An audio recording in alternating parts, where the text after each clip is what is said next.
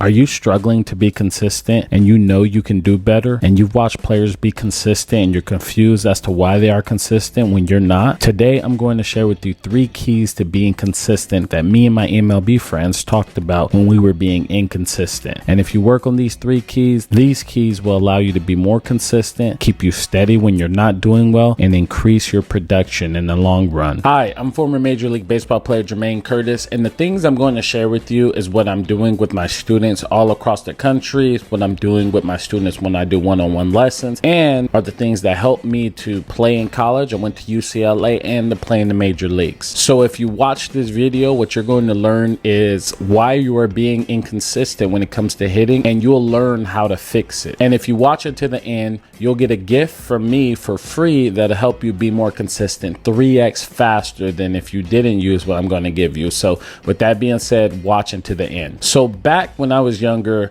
there were times where I was super consistent. It didn't matter which pitcher was on the mound, I was going to crush them. And I know you've been through that situation too, where it doesn't matter the pitcher. If they throw it anywhere near the strike zone, you're going to hammer them. And then there was times where I was inconsistent, where it didn't matter who was on the mound and you just couldn't get a hit. You were just like, I should be hammering this guy, but you're just not. It wasn't until I was a pro baseball player that I started to understand more about what makes people consistent and what makes people inconsistent. So there are 3 things that helped me to be consistent when I was inconsistent. And those 3 things are: the first thing is the mental game. The second thing is creating a strong base. And the third one is timing. So those are 3 things we're going to talk about today, starting with the mental side. So why is the mental side so important? Well, majority of the game is mental. You've heard it from a very young age where everyone says this game is mental. And it's true. The higher you go up, what separates players is here.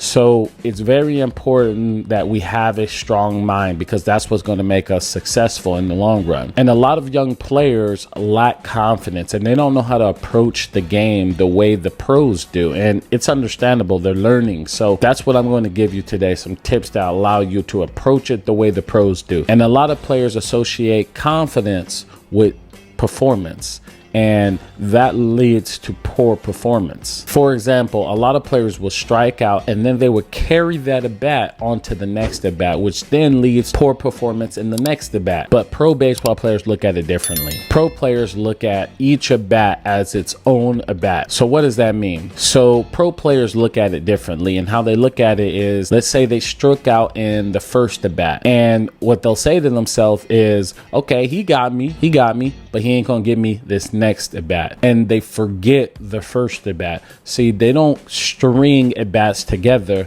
they look at them separately. And that's the key, looking at each at bat as its own at bat. If you struck out your first at bat, your next at bat is completely different. And if you hold on to that at bat, you're not going to perform in your second at bat. So your job as a hitter is to forget your first at bat and move on to the second bat and focus, because that second at bat could be game on the line, or it could be, you know, in a crucial situation. If you're holding on to that first at bat, you're not going to perform in that second at bat. So your job as a hitter and a player is to forget your at bats and look at them one by one and try and win each at bat. Again, let me repeat that. They forget the bad at bats and focus on each at bat independently. And I know what you guys are going through. I used to be that player that strung at bats together, and when I made that change, that flip over to looking at each at bat independently, then my game changed. So definitely look into not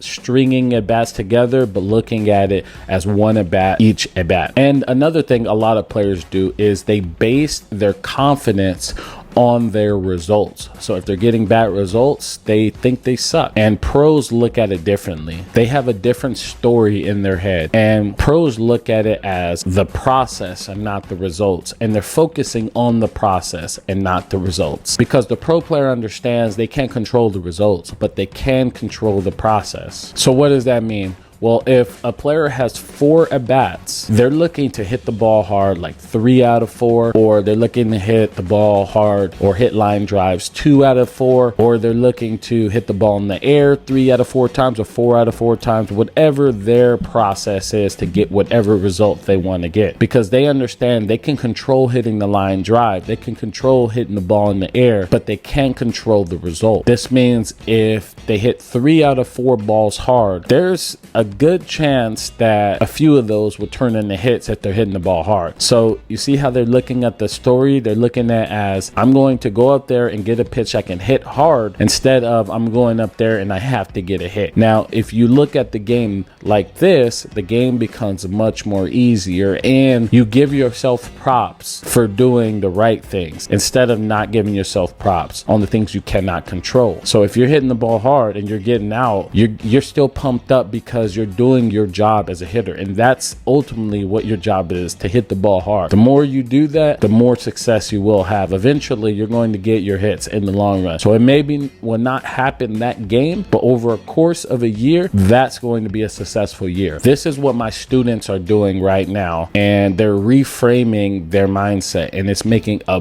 big difference in their play. Their performances are go up, their attitude is going up, the game is becoming much more fun, and it's something that I highly recommend you guys do. So the next reason on why you can be inconsistent is your base. And I know I've said this in plenty of videos, but it's super important. And before we get into that, you need to understand what the pitcher is trying to do and what a hitter is trying to do. Okay, so what is a pitcher trying to do? Well, a pitcher is trying to get you off balance. In its simplest form, that's what a pitcher is trying to do. And on the other side, the hitter is trying to stay balanced. So our job as a hitter is to be as balanced as we possibly can. Let me give you an example. Let's take Juan Soto, for example. If we look right here, he is hitting 1-to-1 when it comes to walk to Ks, nearly 16% in his career when it comes to walks, and 18% when it comes to strikeouts. And last year in 2020, he was hitting 20% of his bats he was walking, and 14% he was striking out. So that is amazing. And this year he's at 16%, 11%. So he controls the strike zone.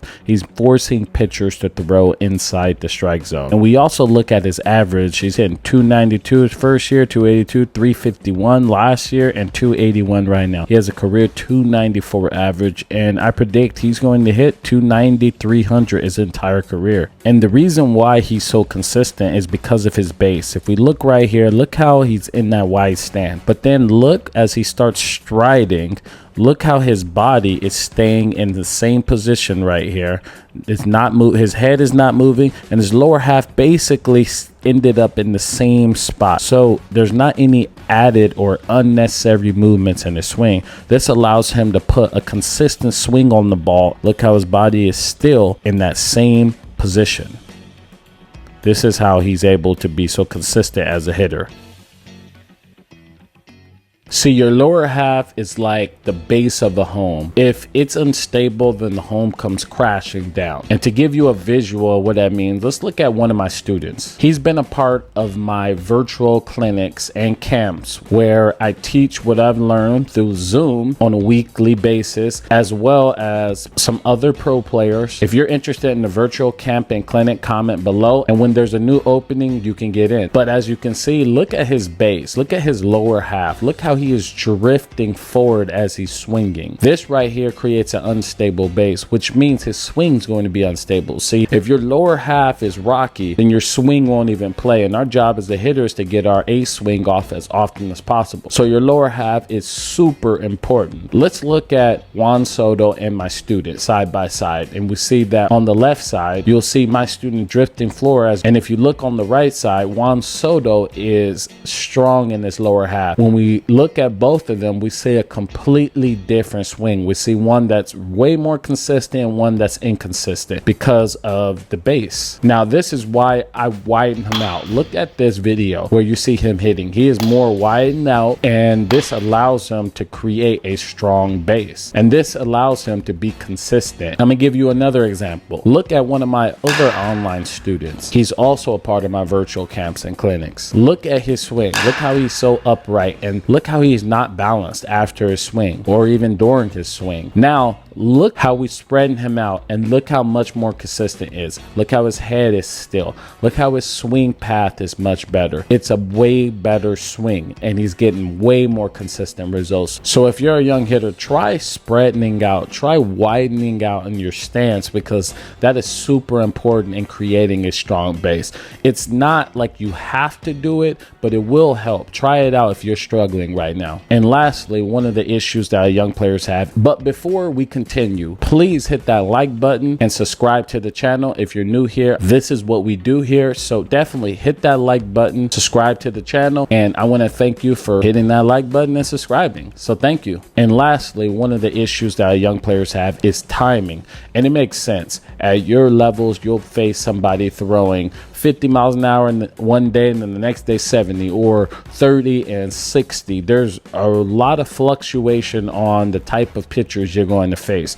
Rather than at the high levels, most pitchers throw 94, 95. So you're basically seeing the same arm all day long. So you can get ready at the same time, which brings me to my point. When it comes to timing, you have to use triggers. And what is triggers? Let's say, for example, that when the pitcher raises his knee up to the top of his peak when he's about to throw, that's when you start getting ready. So let's visualize this. When the pitcher is about to throw and his knee gets up to the top, that's when you start getting ready to hit.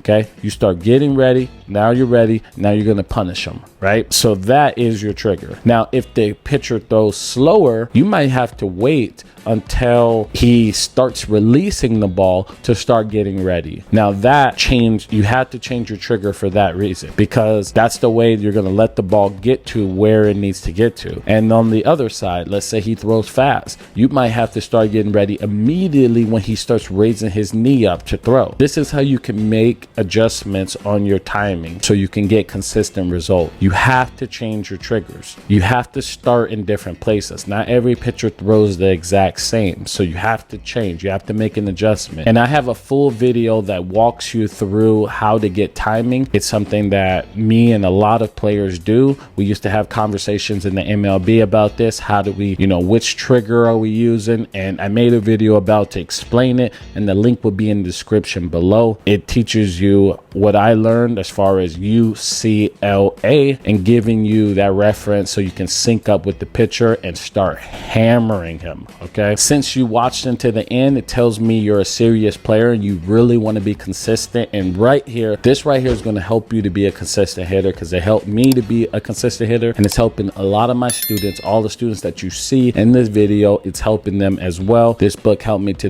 be an MLB player, and it's helping coaches and players across the country. How you can use it to be consistent? Well, you're going to jot down your thoughts, which is your mental game. You're going to jot down your approach at the plate. You're going to jot down your bats. You're going to jot down the pitches you see, and it's going to really help you to be consistent, because you'll know your strengths and you'll know your weaknesses, and you'll know what you do good and when you don't do good. Let's say that it's a mental problem. You can go back to when you were doing good and think about what were you thinking when you were doing well. Let's say that you were getting ready, or your trigger was the knee up versus a certain type of pitcher. You can jot that down in the book, and then you can go back when you're struggling and look at it. This right here is helping a lot of players across the country, and I want to give this to you for free. All you have to do is pay the shipping on it, and the link will be in the description below if you're interested. Again, I want to give you this for free because it's definitely going to help you, and it's helping a lot of my students across the country and to help me to be where I am today. So if you're interested in that, link will be in the description below. I want to thank you guys for watching, and I'll see you in the next video.